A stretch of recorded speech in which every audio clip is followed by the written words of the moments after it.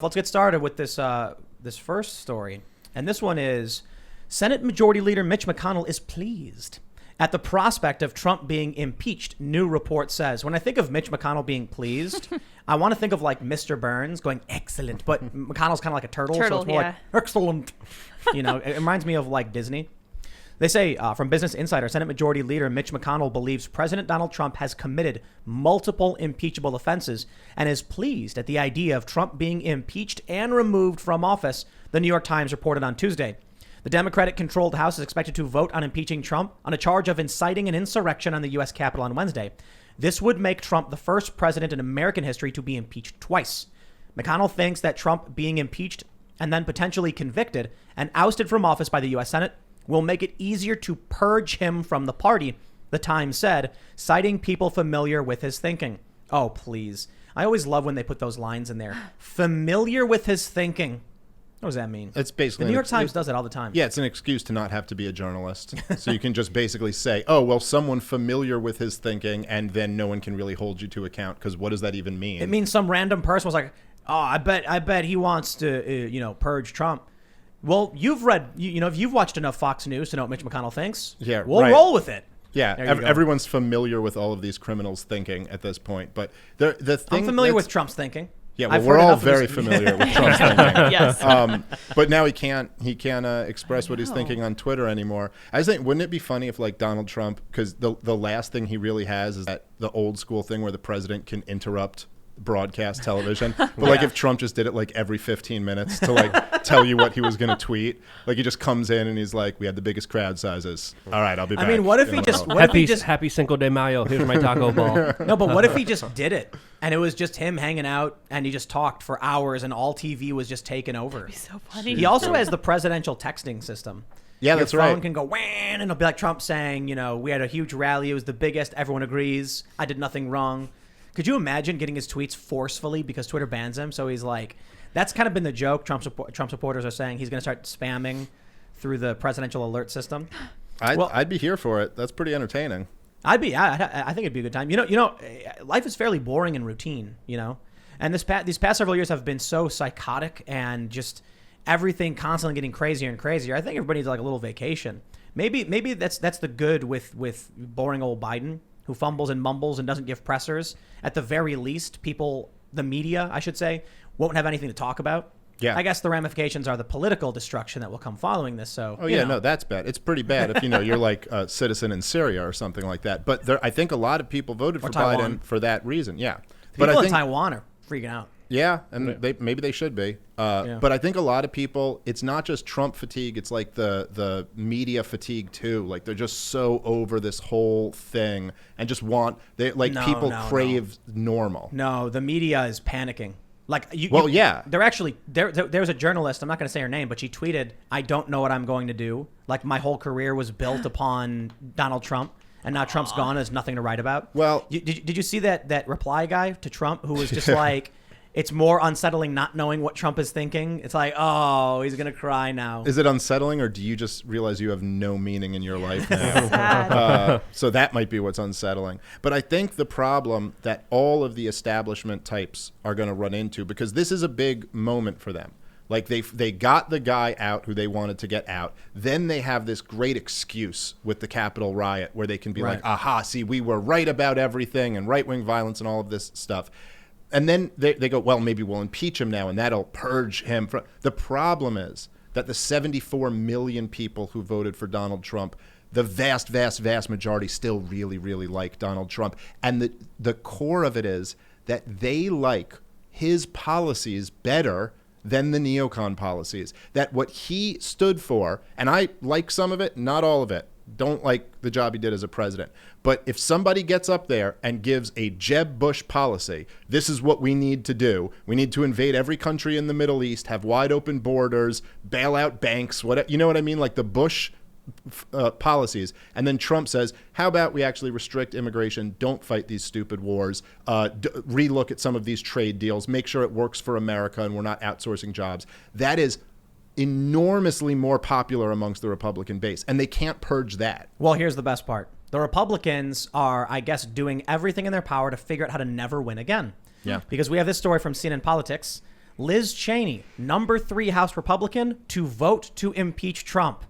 You know, look, if they think this is going to win for them, I don't know what to tell them, because poll after poll, even all the polls that were wrong, consistently show Trump has the overwhelming majority. And I don't mean like 70%. I mean 90 to 95% of the Republican Party supports the president.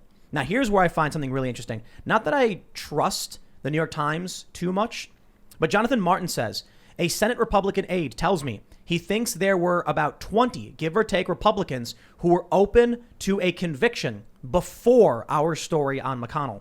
Will that be enough to actually get to 67 senators? I don't think so. I don't think these people want to end their careers right now or get primaried, because they would. You know, any Republican senator who comes out in favor of impeaching Trump, first of all, it's not going to do anything.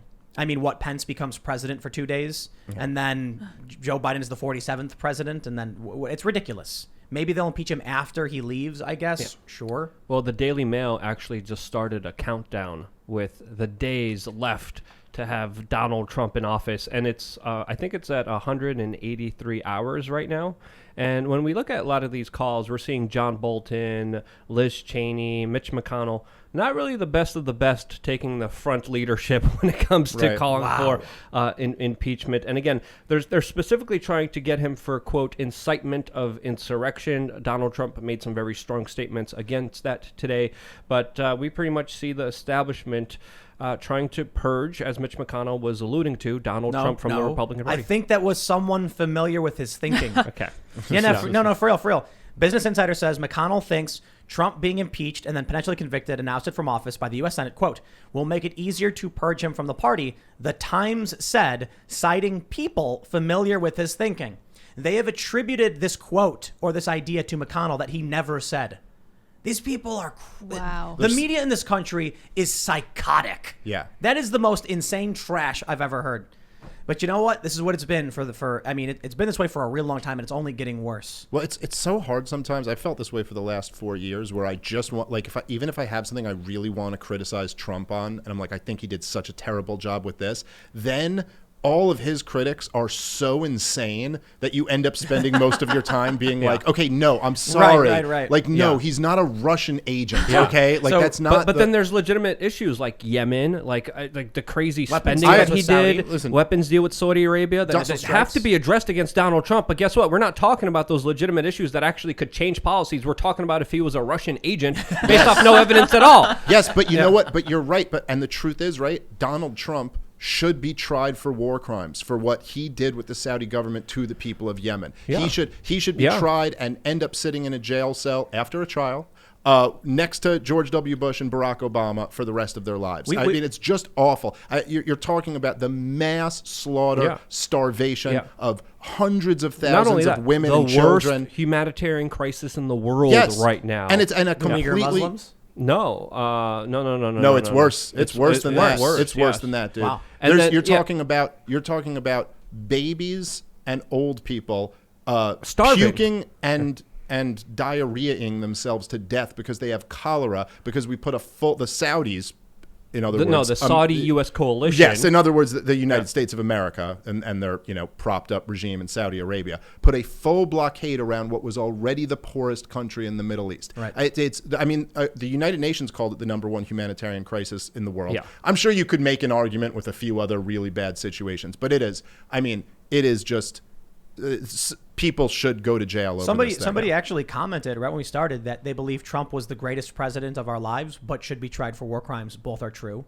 It's interesting. That's an interesting But take. it could be a statement about the past presidents we've had and the horrifying things they've done. Well, he's not as bad as Bush or Obama. But that's not setting a big bar there. That's a very low bar with a lot of war criminals, with a lot of crimes that had so many people suffering from it. And another thing to really consider here, there's even Associated Press articles and investigations that looked into how this Saudi U.S. coalition was working with Al-Qaeda and Sunni rebel groups inside of Yemen to go after the Houthi Iranian-backed rebels in that country. It's pretty much a proxy war between Iran and Saudi Arabia. The United States is on the side of Saudi Arabia, and they're doing some god-awful things behind Al-Qaeda.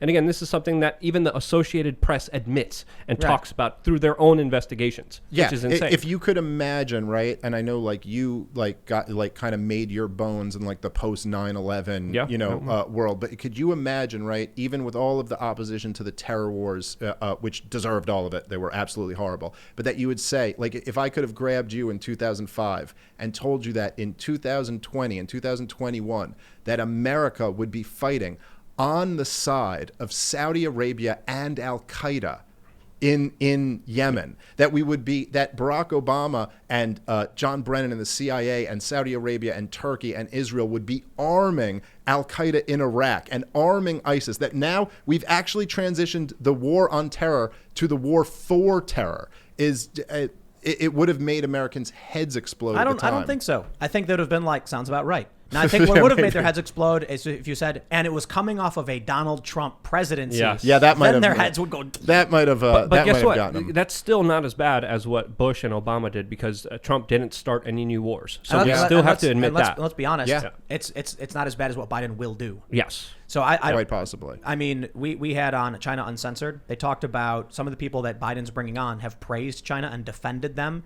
in some of their horrific actions in the South China Sea. No, they argued specifically that a China rise is good for the global economy, and we need to not stand in the way of China becoming the world hegemonic power. That's literally officials that are in the State Department under Joe Biden that are coming in right now that are going to be setting policies. And as we were saying, the people of Taiwan, and I said this right after the election, are the biggest losers of this presidential election. So let me ask you guys then, how much of what was going on with Saudi Arabia? I mean, this was going on with Brennan. This was going on in the Obama administration. Yeah, this started under Obama. So is this? Excuse me. The war in Yemen started under Obama. The relationship with Saudi Arabia goes back to the 70s. Yeah, it goes back to Henry Kissinger literally yes. going to Saudi Arabia and arguing for the larger petrodollar on the world stage. Right. Henry Kissinger, again, hands in China, hands in right-wing dictatorships, left-wing dictatorships, and also establishing Saudi Arabia as the global hegemonic power in the Middle East. So Henry Kissinger... Can I just say, because you added that part, and then I have to, and you're absolutely right, and then I have to just add the part about that, is that basically what happened was after World War II, we entered into the Bretton Woods monetary system, right, where gold was, we were on a gold standard at $35 an ounce, and basically everyone else was on a dollar standard, because we had all the gold after World War II, because everyone else was destroyed, and we had all of it. So the deal was, don't worry, you can back your currency with dollars, and that's as good as gold, because you can trade that in for gold anytime you want. And then we cheated. And we had the Federal Reserve printing tons of money, and other people started to sniff this out because basically we were going to the moon and fighting a war in Vietnam and doing the Great Society, and other countries were like, wait a minute, I don't think you actually have the gold for this. And England and France, I believe it was, called our bluff. And they said, okay, we're returning all of our dollars. We want our gold. And then in 71, Nixon, basically the first great default of American debt, said no. We're not giving it to you. And, they spun it in this like, they're trying to undermine the sovereignty of the dollar thing, but really it was like that we were cheating and we didn't have any of it. So then our money was backed by nothing. So following that, this was Kissinger's move to go, back it with oil, and then basically you still have some type of commodity standard. And then he went to Saudi Arabia. Right, but it's essentially backed by our guns and our military technology. The military industrial complex. Because you look at what, Saddam Hussein... Didn't he want to get off the dollar for oil? He did. Gaddafi did. Exactly. A whole bunch of them. They all find themselves on the wrong side of these wars if they don't want to play ball with the petro. Boomstick. Yep. Well, so I wonder how much of what happened during Trump's presidency with Saudi Arabia and Yemen was him inheriting the problems of the previous administrations. He didn't start any new wars. That's true. He did make mistakes like the missile strike in Syria and hiring Bolton. But later on, it seems like he was at least trying. You think he didn't start any new wars. He deserves credit for that, for sure. He flirted and got dangerously close in Venezuela and Iran. And Iran, definitely. But didn't, and to his credit, could have. And there were a lot of people around him who wanted those wars. I mean, Bolton was the national security advisor when that stuff with Iran was going down. It was the only time the mainstream media praised him and actually stopped criticizing 24/7 nonstop. And they were like, he's a great He's a great president. He's showing real leadership. Brian Williams was literally, family-friendly show, releasing liquids from his pants area when he saw the missiles flying over into Syria. He called it beautiful. He called it an amazing, beautiful sign of democracy and freedom. That's what they wanted. That's what would have saved Trump. If Trump was like, I'll blow up who you tell me to. That's right. But Trump could have played it one of two ways, and he just sat in the middle and failed. Yes. Okay, so he could have fought another war, and they would have all loved him. And if he had started another war or two, the establishment would have rallied around him. CNN would have backed him, because that's how sick these people are. Yeah. They think about it. They accused him of treason when he met with Putin and said, "Hey, let's be friends. Let's have the two countries who have 90% of the nuclear weapons in the world. Let's have some détente here. Let's be friends." That to them is treason. Bombing people in third world countries, that's a great president. So he could have done that and won them, or he could have ended every last one of these wars and won the American people. And he did nothing. He sat in the middle and he lost. Exactly. And you know what the issue for the media was, in my opinion? If it bleeds, it leads. Pictures of bombs, war is shocking content that they can sell. On a slow news day, you turn on these channels and they give you nothing. I remember watching segments of like Anderson Cooper standing in mud and he's like, "It's raining here in this part of the country." And I'm like, their ratings are probably in the gutter. Yeah. But when they get that war and that shock footage and they say it's a crisis and they try and sell it. Trump wasn't giving the media their bloodlust. There's a lot of other things. There's a political influence, a lot of these networks. Well, yeah, I mean, half of their staff are former CIA, former NSA, former military-industrial complex of They gave some... all the Russiagators. If anyone wants to see bloodlust and suffering, all they have to do is go to Yemen, right? Yeah. Right. So they had that option to highlight that. Yeah, they weren't interested in it, because that would have been an indictment of all of them and the entire system that they prop up. Think about what we saw under Obama with extrajudicial assassinations. Mm-hmm. How much of this, when they reported on the war and the conflict, were they criticizing Obama for it, and how much of it was general coverage? Yeah. You look at the refugee crisis, which was huge news a couple of years ago, mostly with the Eastern Mediterranean route. These are people coming from Syria, Iraq, Afghanistan, etc. And that was the fault of George W. Bush and Barack Obama. And the context of it all was general news coverage. When it comes to Donald Trump, the dude could, step on a twig and it would crack and they'd all start shrieking at the top of their lungs. And you know what I think it is? They needed to replace that bloodlust with something. And because Trump wasn't giving them what they wanted, both politically and in the ratings, they turned it into him. They found a way to weaponize it. Thanks for checking out this clip from the Timcast IRL podcast. We do the show live Monday through Friday at 8 p.m. So come back to check us out when we go live. Don't forget to subscribe, hit the like button, hit the notification bell. And we are also available on all podcast platforms for free if you want to listen to us there. Thanks for hanging out, and we will see you all next time.